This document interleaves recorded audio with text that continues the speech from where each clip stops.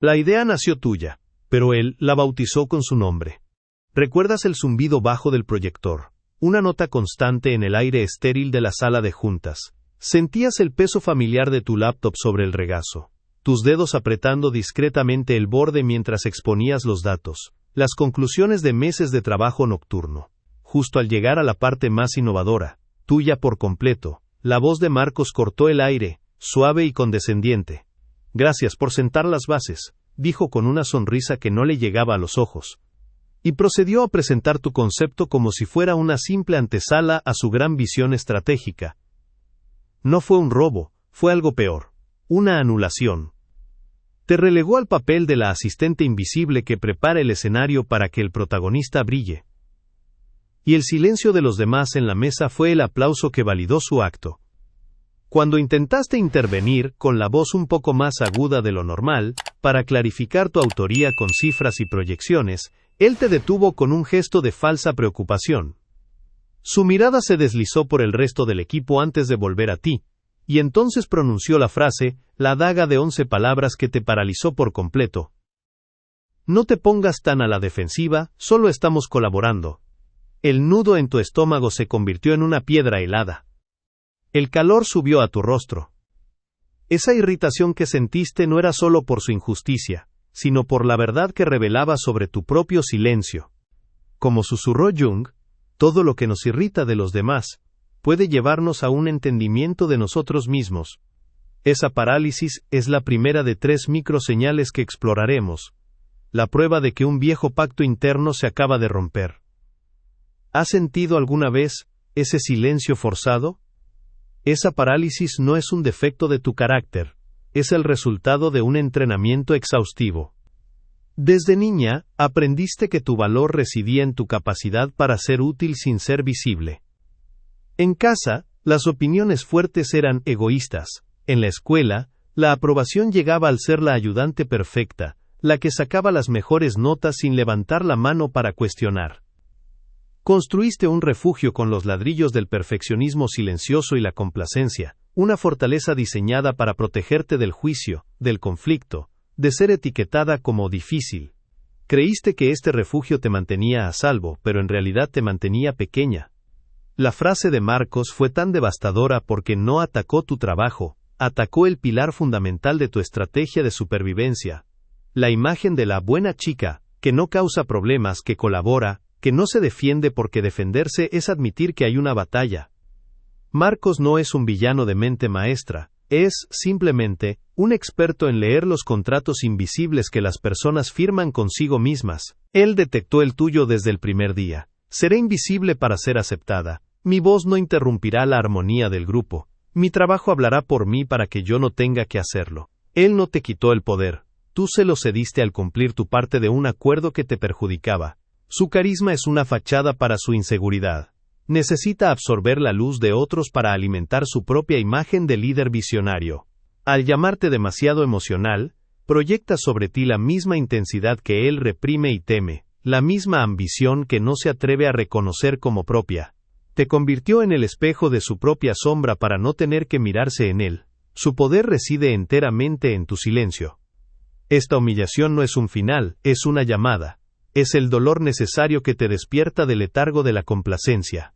La vergüenza que sientes ahora mismo, mientras reproduces la escena en tu mente una y otra vez, no es para castigarte, sino para informarte. Es una señal de tu psique, un grito ahogado de esa parte tuya que ha sido silenciada durante demasiado tiempo. Esa parte que sí tiene ideas audaces, que sí desea el reconocimiento y que sí tiene derecho a afirmar su propio trabajo. La jornada para reclamar tu imperio no comienza luchando contra él, sino integrando a esa mujer asertiva y ambiciosa que has aprendido a llamar sombra. Este momento de impotencia es, irónicamente, el punto de partida de tu verdadero poder. Si este eco resuena en tu historia, escribe tu ciudad o país abajo. El guión que te enseñaron a representar comenzó mucho antes de esa sala de juntas. Nació en el eco de las cocinas de tu infancia, en las sobremesas familiares donde las opiniones se servían en porciones pequeñas, casi como una disculpa. ¿Recuerdas la mano de tu madre sobre la tuya? Un apretón suave pero firme cuando estabas a punto de contradecir a tu padre. No era un gesto de censura, sino de protección. El mensaje era claro: la armonía es más valiosa que la verdad. Aprendiste que el amor se ganaba siendo un mar en calma, una presencia que suaviza los bordes afilados de los demás. Ser una buena chica no era una opción, era una estrategia de supervivencia. Callar no era debilidad, era una prueba de lealtad al frágil ecosistema emocional de tu hogar. Así, comenzaste a construir tu refugio, no con muros, sino con silencios, creyendo que te protegían del conflicto, sin darte cuenta de que en realidad te aislaban de ti misma. En la escuela, perfeccionaste el arte de la invisibilidad estratégica.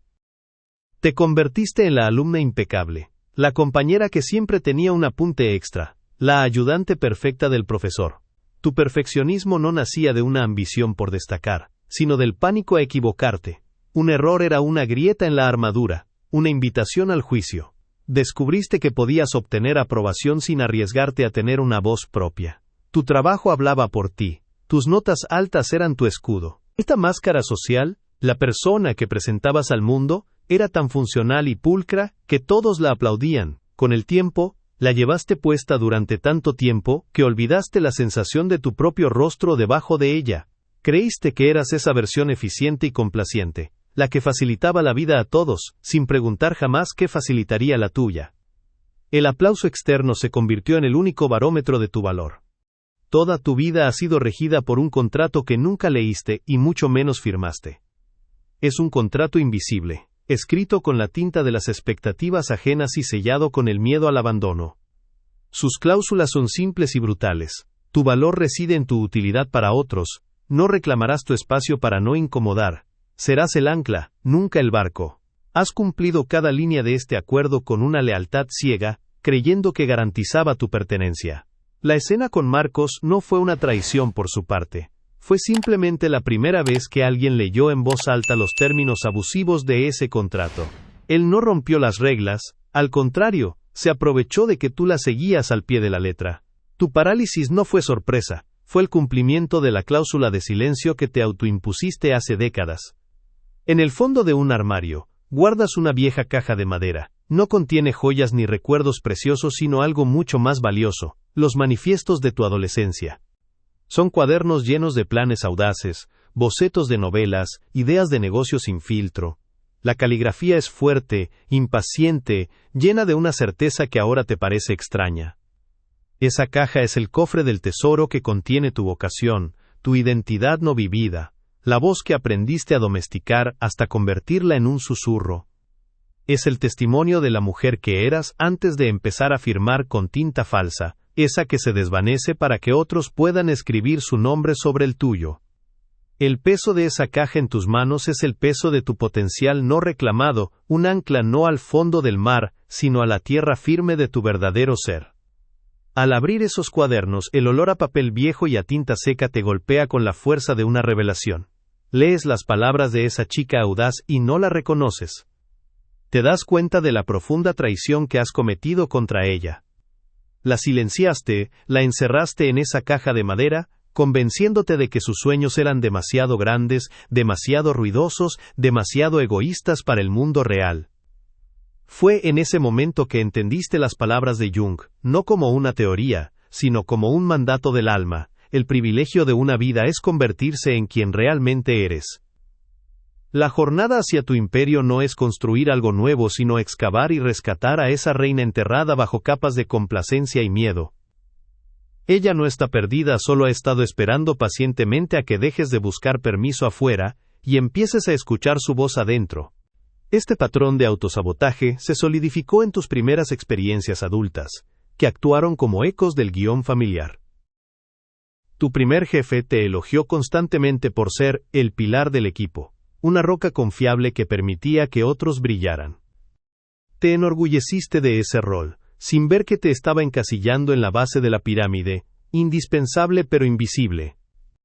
Luego, en tu relación más significativa, cada vez que expresabas una necesidad emocional profunda o un deseo que no se alineaba con los de tu pareja, escuchabas la misma frase: eres demasiado intensa. Aprendiste a encoger tus anhelos, a pedir menos, a necesitar menos, todo para mantener una paz que en realidad era una rendición. Cada uno de estos episodios añadió una nueva cláusula restrictiva a tu contrato invisible, reforzando la creencia de que tu forma auténtica era, de alguna manera, incorrecta o excesiva. El costo de este contrato ha sido tu soberanía. Has sacrificado ascensos para no hacer sombra a un colega, has renunciado a fines de semana para pulir el trabajo de otros y has silenciado tus ideas más brillantes por miedo a ser juzgada como arrogante. Te has convertido en un fantasma en tu propia carrera, en tu propia vida. La humillación con Marcos no fue el origen del problema, fue el diagnóstico final de una enfermedad que llevaba años consumiéndote, la anulación voluntaria. Reconocer este patrón es el primer y más doloroso paso para romper el hechizo. Es la amarga medicina que te despierta. Si esta revelación sobre el contrato invisible y tu firma auténtica resuena contigo, dale me gusta para sellar este entendimiento. La presión externa no tardó en reforzar las rejas de tu refugio. Al día siguiente tu jefe te llamó a su oficina. El sol de la tarde entraba por el ventanal, dibujando un rectángulo de luz sobre la alfombra gris, pero el aire se sentía frío. Te felicitó por los resultados del proyecto con una sonrisa satisfecha, pero sus palabras fueron un veneno dulce. Eres el ancla de Marcos, dijo, y la palabra ancla resonó en la habitación como el cierre de una celda. Él tiene las grandes ideas, pero tú le das la estructura para que no se pierda. Son un equipo perfecto. No te estaba elogiando a ti, estaba elogiando tu función de servicio a otro. Te convertía en la base invisible de su monumento. Asentiste, con una sonrisa tensa que no te llegaba a los ojos, sintiendo cómo el cemento de tu rol secundario se endurecía a tu alrededor. La humillación ya no era solo un recuerdo, era una política oficial. Esa misma noche, la segunda réplica del terremoto sacudió tu vida personal. Intentaste explicarle a tu pareja el nudo de frustración que sentías, buscando no una solución, sino un testigo. Mientras hablabas, notaste que él miraba por encima de tu hombro la televisión, asintiendo de forma mecánica.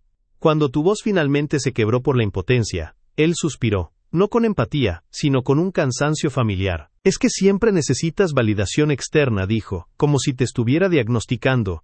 Si sabes que hiciste un buen trabajo, ¿qué importa lo que digan los demás? La frase te golpeó con la fuerza de una pared. No solo invalidaba tu sentir, sino que te culpaba por tenerlo. Te estaba diciendo, de nuevo, que tu necesidad era un exceso.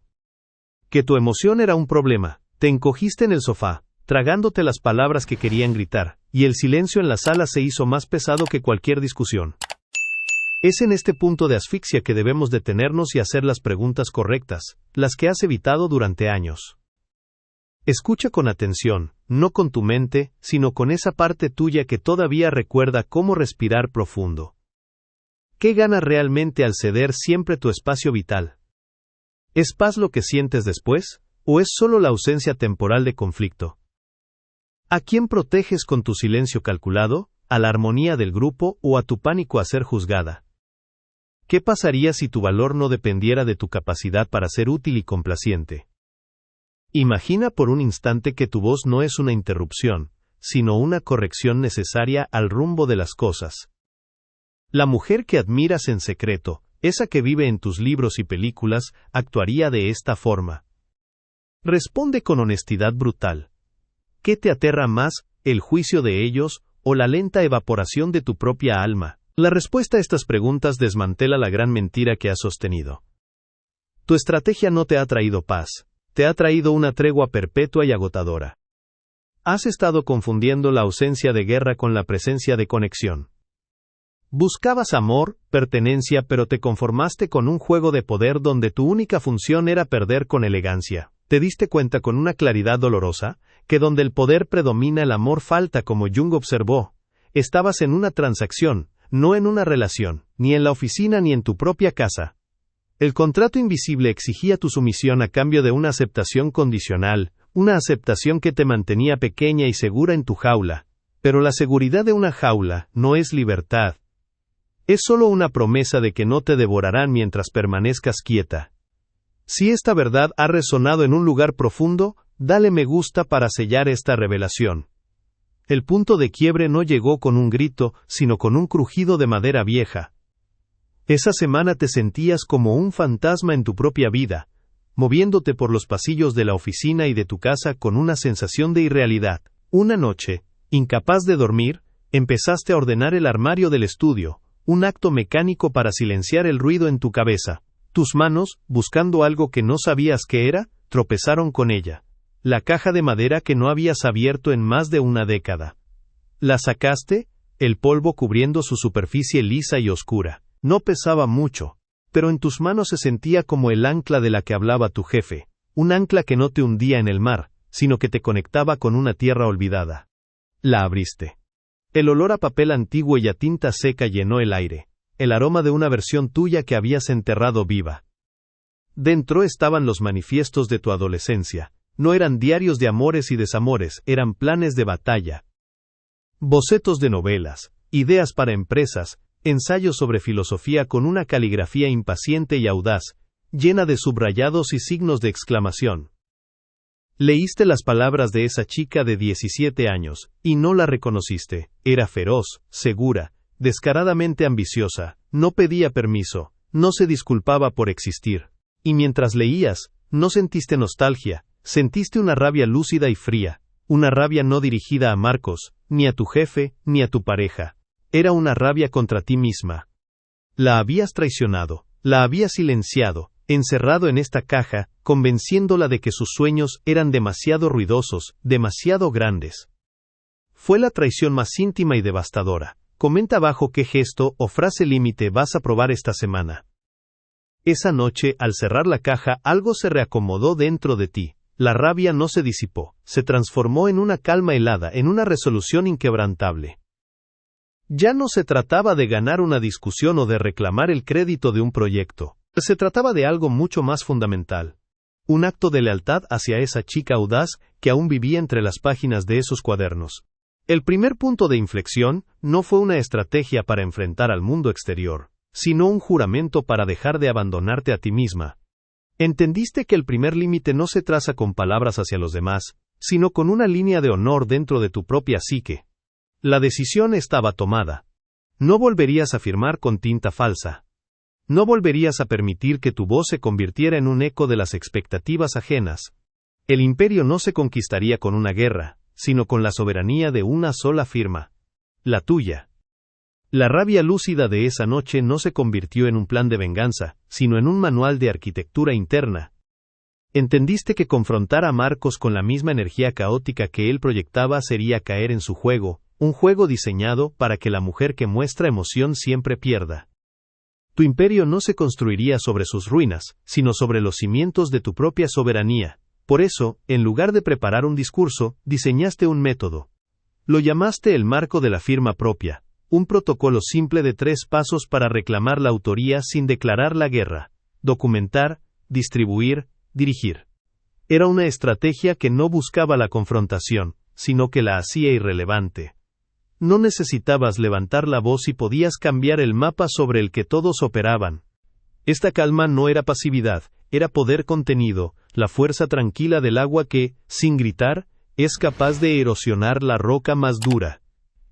Decidiste que tu próximo movimiento no sería una reacción, sino una acción deliberada y registrada.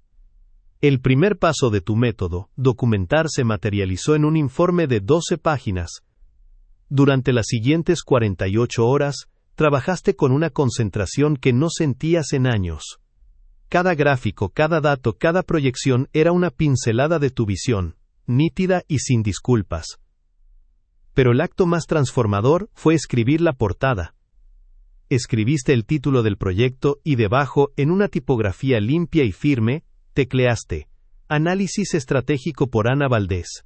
Ver tu nombre allí, solo, sin el apellido del equipo, sin la sombra de un colaborador, fue un acto de rebelión silenciosa.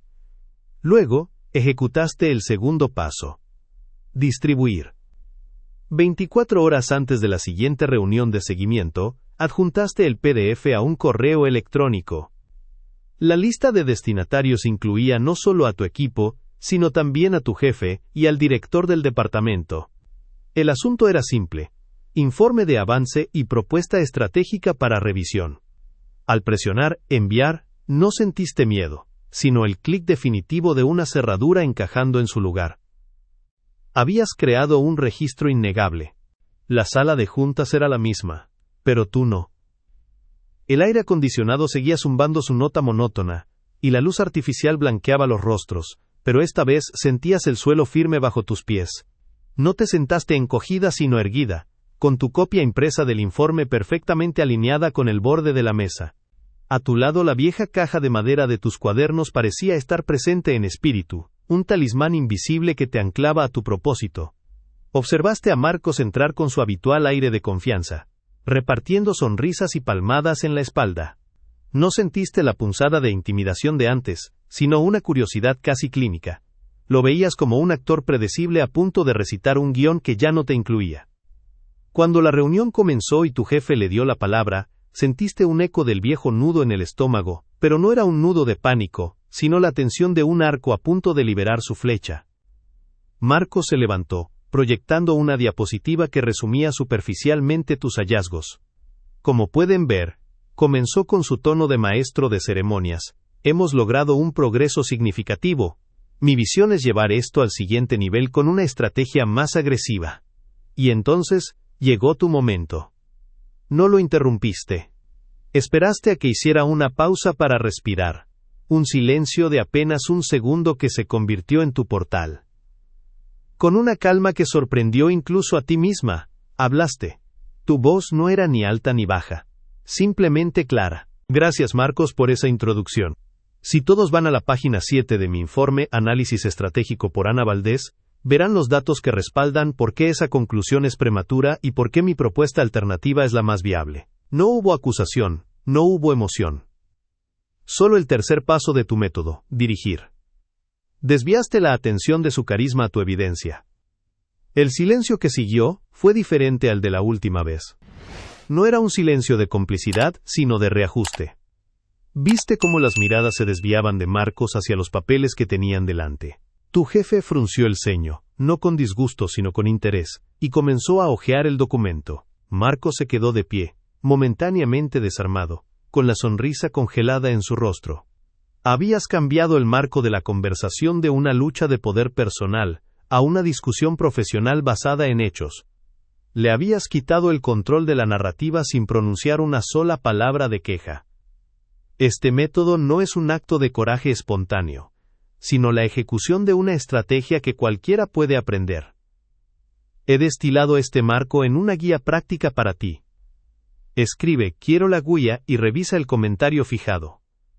La reunión continuó, pero la dinámica de poder se había fracturado para siempre. Las preguntas ya no se dirigían a Marcos, sino a ti. Respondiste cada una con datos precisos de tu informe, citando páginas y gráficos. No necesitabas adornar tus palabras, tu trabajo hablaba con una elocuencia irrefutable. La victoria no fue el aplauso ni el reconocimiento explícito, sino algo mucho más profundo, la sensación de habitar tu propio espacio, de ocupar el volumen completo de tu inteligencia y tu autoridad. Al final de la reunión, mientras los demás recogían sus cosas, tú permaneciste sentada un instante. Tomaste tu bolígrafo, no para escribir, sino para sentir su peso sólido y equilibrado en tu mano. Luego, con un gesto lento y deliberado, alineaste tu informe con el borde de la mesa, un pequeño acto de orden que reflejaba la soberanía que acababas de instaurar en tu mundo interior. Respiraste hondo, el aire ya no era estéril, era tuyo. La reunión terminó no con una explosión, sino con el discreto sonido de carpetas cerrándose. El silencio que quedó en el aire era denso, un vacío donde antes había estado la tensión. Marcos recogió sus cosas con una prisa torpe, sus movimientos bruscos y carentes de su gracia habitual, evitando tu mirada como si fuera una luz demasiado brillante. No hubo disculpas ni confrontaciones. Tu jefe al salir, se detuvo un segundo junto a tu asiento, no dijo "lo siento", ni "tenías razón". Simplemente asintió, una inclinación de cabeza casi imperceptible, y dijo: "Espero ese análisis de viabilidad para el viernes, Valdés". Era una comunicación despojada de adornos, un reconocimiento puramente profesional que, en ese momento, valía más que cualquier elogio. Te quedaste sola en la sala, el zumbido del proyector ahora un sonido neutro. Sentiste el respaldo de la silla contra tu espalda, la solidez de la mesa bajo tus manos. No había euforia, solo la calma profunda y resonante de un territorio reclamado. La victoria no fue un trofeo brillante, sino la silenciosa y expansiva sensación de tu propio peso en el mundo. Los días que siguieron no trajeron fanfarrias, sino una sutil y profunda recalibración del ecosistema. La comunicación con Marco se volvió estrictamente digital, sus correos electrónicos breves y funcionales, desprovistos de su falsa camaradería. Había perdido el acceso no solo a tu trabajo, sino a la energía que extraía de tu anulación. El cambio más significativo vino en forma de un correo electrónico de tu jefe, con un nuevo borrador de proyecto adjunto. El destinatario era solo tú. Te pedía que lideraras la fase estratégica, un rol que siempre había sido implícitamente de Marcos. No fue un ascenso anunciado en una reunión, sino un ajuste logístico, un reconocimiento tácito de dónde residía ahora la autoridad.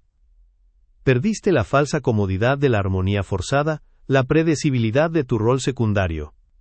A cambio, ganaste algo mucho más real, la responsabilidad directa sobre tu propio trabajo. El imperio no era un trono, sino un escritorio donde tus decisiones tenían un peso innegable y solo llevaban tu firma. La paz ya no era la ausencia de conflicto, sino la presencia de integridad. Esa noche, no abriste la caja de madera. En lugar de eso, la sacaste del armario y la colocaste en tu escritorio, junto a tu computadora. Su presencia ya no era la de un archivo del pasado, sino la de una piedra angular del presente. Pasaste los dedos sobre la veta lisa y fría de la tapa, sintiendo su historia no como una pérdida, sino como un fundamento. Ya no necesitabas leer las palabras de esa chica audaz para recordarla, ahora era su ejecutora. Comprendiste que tu poder no había nacido en esa sala de juntas, sino que había sido rescatado de la oscuridad donde lo habías confinado por miedo. Como Jung entendió, uno no se ilumina fantaseando figuras de luz, sino haciendo consciente la oscuridad. La caja en tu escritorio no era un cofre de sueños abandonados, era tu nuevo contrato, un recordatorio físico y silencioso de la única lealtad que nunca más volverías a negociar. Su peso sólido era el ancla, no la que te hundía en el servicio a otros, sino la que te conectaba con la gravedad inquebrantable de tu propio ser. La verdadera soberanía no se manifestó en tu agenda ni en tu título, sino en el espacio que se abrió dentro de ti. El monólogo interno de duda y anticipación, esa voz que ensayaba conversaciones y analizaba cada microexpresión ajena, finalmente se había callado. Por primera vez en años, podías sentarte en una reunión y simplemente escuchar, sin la necesidad de construir una defensa o una disculpa en tu mente. Sentías tus pulmones expandirse por completo con cada respiración, un acto físico que antes parecía requerir permiso. El sabor del café por la mañana era más nítido, el silencio en tu apartamento ya no era solitario sino soberano. El imperio no era un lugar al que llegabas, sino la forma en que habitabas tu propia piel. Descubriste que la mayor parte de tu energía no la consumía el trabajo, sino la agotadora tarea de hacerte más pequeña para caber en los espacios que otros te asignaban. Ahora, sin ese esfuerzo, te sentías ilimitada. En tu escritorio, bajo la luz suave de una lámpara, tomaste un bolígrafo nuevo. No para trabajar, sino como un acto final de cierre.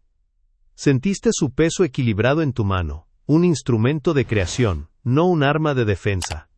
En una hoja en blanco de un cuaderno, sin propósito ni audiencia, simplemente escribiste tu nombre. La firma era limpia, serena, innegable. No era la caligrafía impaciente de la adolescente en la caja ni la firma vacilante de la mujer que fuiste. Era la tuya, la de ahora, una marca que no pedía permiso para existir.